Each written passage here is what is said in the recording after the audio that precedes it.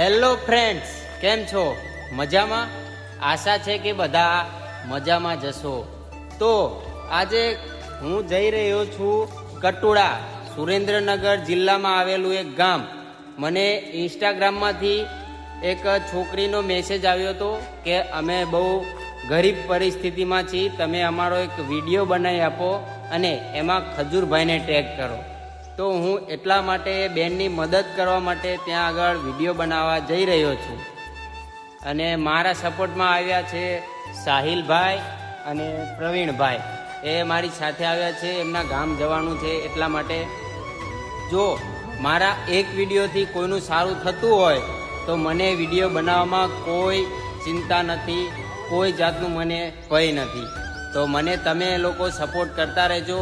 હવે જઈએ છીએ અમે આગળ.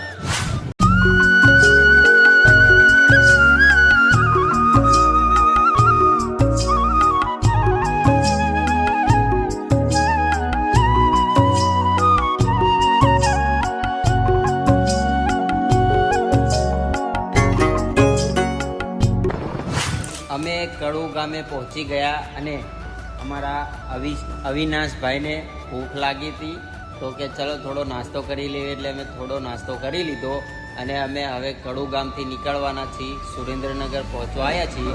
ત્યાંથી ગામ તો જોયું નથી, પણ પૂછતા અમે એ બેનના ગામ પહોંચી જઈશું.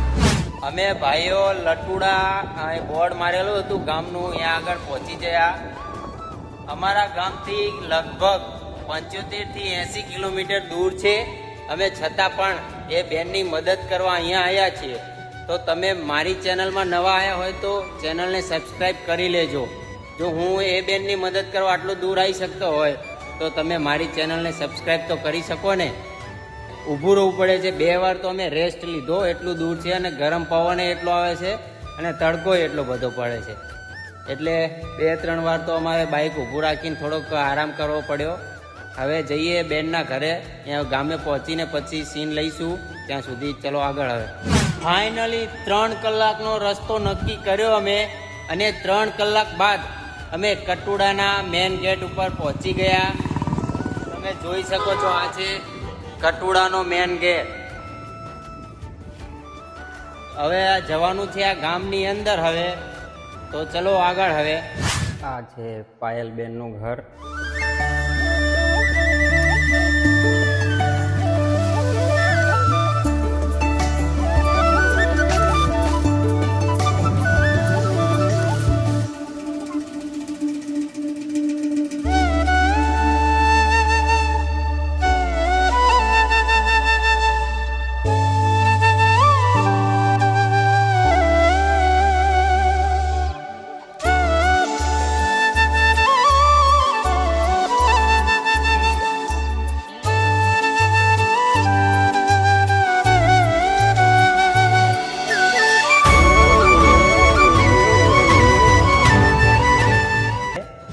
અમે પાયલબેનના ઘરે જઈને આવ્યા અને એમના ઘરનું બધું વસ્તુ અમે ચેક કર્યું, એક એક ખૂણો.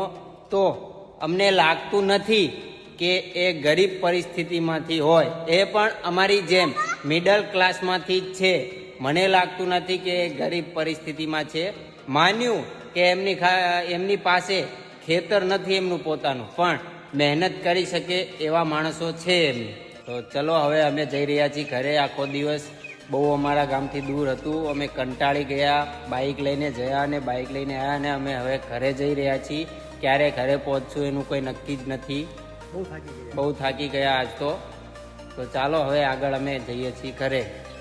તો દોસ્તો ફાઇનલી અમે ઘરે પહોંચી ગયા, અને આ સફર હતો અમારો 6 કલાકનો. 3 કલાક જયાના, 3 કલાક આયાના. અમારા ભાઈબંધો મારી સાથે આવ્યા હતા, એ શું વિચારે છે એ બોલશે પોતે જ. તો પાયલબેન, તમે ખજૂરભાઈના વિડીયો તો જોતા થશો, તો તમને એ વિડીયો જોઈને તો એવું લાગવું જોઈએ ને કે ખજૂરભાઈ જે કેવા લોકોની મદદ કરે છે, જેનું ઘર પડી ગયું હોય, તેને કમાવાવાળો કોઈ ના હોય, એવા લોકોની ખજૂરભાઈ મદદ કરે છે. તો તમને એવું લાગવું જોઈએ અમને ખજૂરભાઈને કે તમારી પરિસ્થિતિ છે તે ગરીબ પરિસ્થિતિમાંથી નથી. મારી ચેનલમાં તમે નવા આવ્યા હોય તો ચેનલને સબસ્ક્રાઈબ કરવાનું ભૂલતા નહીં. તો મળીએ હવે જય માતાજી. આગળના વિડીયોમાં. જય માતાજી. જય માતાજી, જય શ્રી રામ.